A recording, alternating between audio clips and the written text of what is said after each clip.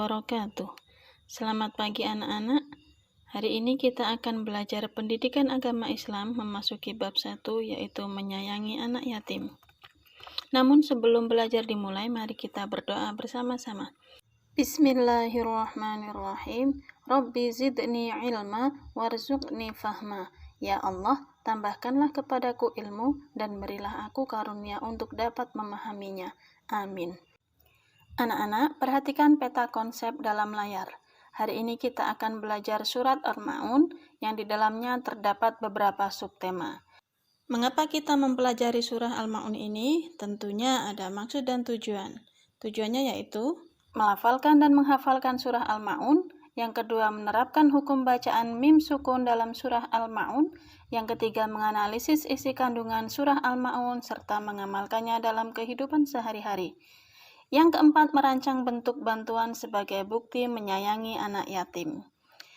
Nah, sekarang Bu Guru akan mendemonstrasikan surat Al-Ma'un. Tugas kalian dengarkan dengan seksama.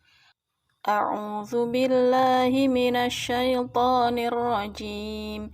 Bismillahirrahmanirrahim.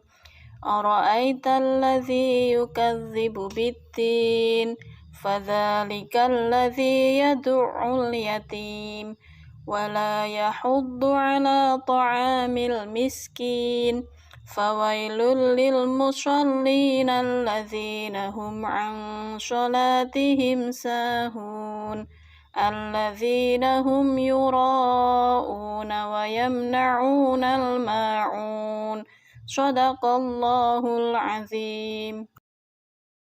Hari ini kita akan membahas hukum mim mati yang terdapat dalam surat Al-Ma'un.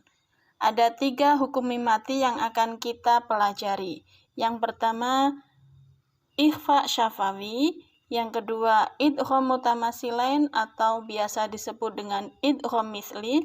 Dan yang ketiga yaitu idhar syafawi. Dalam surah Al-Ma'un terdapat hukum bacaan ikhfa syafawi. Kalian tahu apa itu ikhfa syafawi? Ikhfa syafawi adalah apabila ada mim sukun berhadapan dengan huruf ba, maka cara membacanya yaitu dengan suara samar antara mim dan ba pada bibir, kemudian ditahan 2 harokat seraya mengeluarkan suara ikhfa dari pangkal hidung. Perhatikan contoh berikut. Tarmihim bihijaratin. Ada mim mati bertemu ba, harus dibaca samar. Alam ya'lam bi annallaha. Mim mati bertemu ba, dibaca samar. Yang kedua, kita akan membahas idgham mutamasilain atau idgham misli. Misli artinya sama, baik sifatnya maupun makhraj hurufnya. Apabila ada mim sukun berhadapan dengan huruf mim, jadi sama-sama huruf mim ya. Cara membacanya yaitu memasukkan huruf mim ke huruf mim yang kedua. Perhatikan contohnya. Alladzi at'amahum min ju'. Ada mim mati bertemu dengan mim, di sini bacanya harus gunnah ya, ditahan 2 harokat. At'amahum min ju'. Yang kedua, wa amanahum min khauf. Jadi ketika huruf mim mati bertemu mim itu bacanya ditahan 2 harokat. Tidak boleh singkat menjadi amanahum min khauf, tidak boleh seperti itu.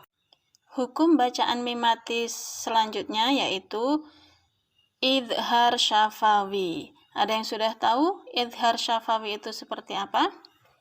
Idhar artinya jelas, syafawi artinya bibir. Jadi disebut idhar syafawi apabila ada mim mati berhadapan dengan huruf selain mim dan ba. Jadi selain huruf mim dan ba semuanya adalah huruf idhar syafawi. Bagaimana cara membacanya? Tadi sudah dikatakan bahwa idhar artinya jelas dan syafawi artinya bibir. Maka sudah pasti cara membaca idhar syafawi yaitu dengan jelas di bibir dan di mulut tertutup tanpa dipanjang-panjangkan. Jadi bacanya harus jelas. Perhatikan contoh berikut ini. dalam surah Al-Ma'un terdapat dalam ayat ke-5 dan ke-6. Kalian tadi sudah mendengarkan bacaan surat Al-Ma'un ayat 1 sampai 7. Yang pertama, bacaan idhar syafawi contohnya alladzina hum an sholatihim sahun. Harus jelas bacanya. Tidak boleh alladzina hum an sholatihim sahun. Tidak boleh seperti itu. Contoh pada ayat ke-6, alladzina hum yura'un. Mimnya harus dibaca jelas ya. Kemudian sekarang kita akan belajar tentang terjemah surat Al-Ma'un. Akan dibagi dua, yaitu terjemah per kata dan terjemah per ayat. Terjemah per kata di sini adalah mufrodat yang diartikan setiap kata dalam surat Al-Ma'un. Perhatikan tabel yang ada di layar. Aro'aita, sebenarnya itu ada 3 kata ya. A itu sama dengan hal yang artinya apakah. Ro'a, melihat. Ta itu artinya kamu. Aro'aita, tahukah kamu. Alladzi, orang yang. Yukadzibu, mendustakan. Bidin, ini juga 2 kata. Bi artinya dengan, din artinya agama. Fadzalika, itu juga 2 kata. Fa dan zalika, maka itulah. Alladzi sama dengan yang atas. Selanjutnya dapat kalian pelajari yang sudah Ibu siapkan di LKPD. Kemudian yaitu terjemah per ayat dalam surah Al-Ma'un yang ditampilkan juga dalam satu tabel, isinya terjemahan per ayat. Coba perhatikan. Ara'aital ladzi yukadzibu biddin. Tahukah kamu orang yang mendustakan agama? Fadzalikal ladzi yad'ul yatim, maka itulah orang yang menghardik anak yatim. Wala yahuddu ala ta'amil miskin, dan tidak mendorong memberi makan orang miskin. Fawailul lil musallin, maka celakalah orang yang sholat. Alladzina hum an sholatihim sahun, yaitu orang-orang yang lalai terhadap sholatnya. Alladzina hum yura'un, yaitu yang berbuat riya. Wa yamna'unal ma'un, dan enggan memberikan bantuan. Setelah membaca surat Al-Ma'un, kita akan menghubungkan hadis Nabi Muhammad SAW yang membahas tentang anak yatim. Bismillahirrahmanirrahim.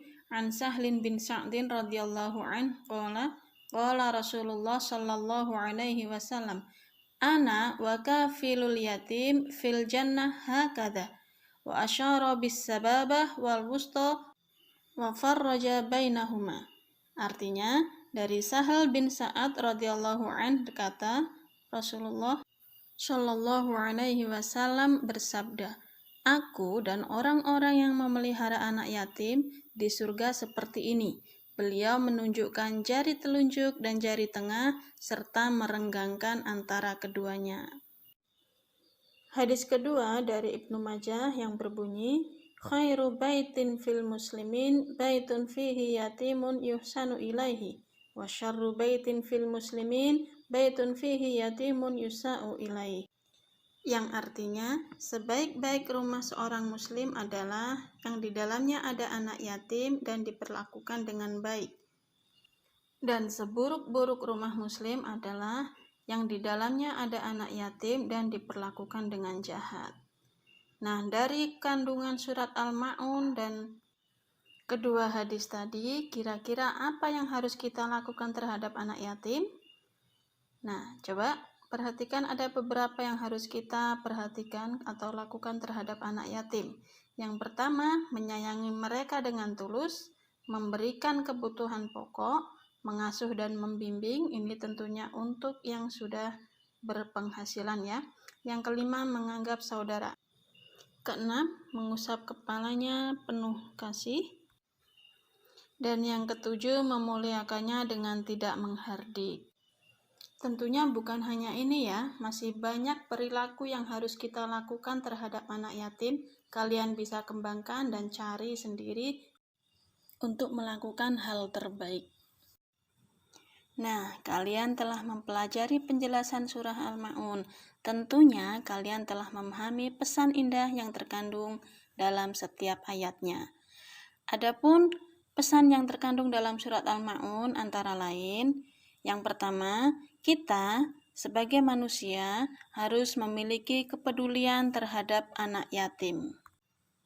Sesuai dengan asbabun nuzul atau sebab turunnya surat Al-Ma'un, yaitu pada zaman Rasulullah ada salah seorang yang setiap minggunya menyembelih seekor unta. Ada seorang anak yatim yang datang meminta sedikit daging yang disembelih. Namun, orang yang menyembelih menghardik dan mengusir anak yatim tersebut. Peristiwa ini dapat kita jadikan pelajaran yang sangat berarti agar kita memiliki kepedulian terhadap orang yang membutuhkan. Kita harus menyadari bahwa harta yang kita miliki merupakan titipan Allah yang harus dipergunakan dengan baik. Pesan yang kedua dapat kita lihat dari gambar tadi, yaitu hendaknya kita memiliki rasa empati terhadap fakir miskin. Fakir miskin adalah orang yang tidak mempunyai pekerjaan tetap sehingga dia tidak mampu untuk mencukupi biaya untuk kehidupan sehari-hari.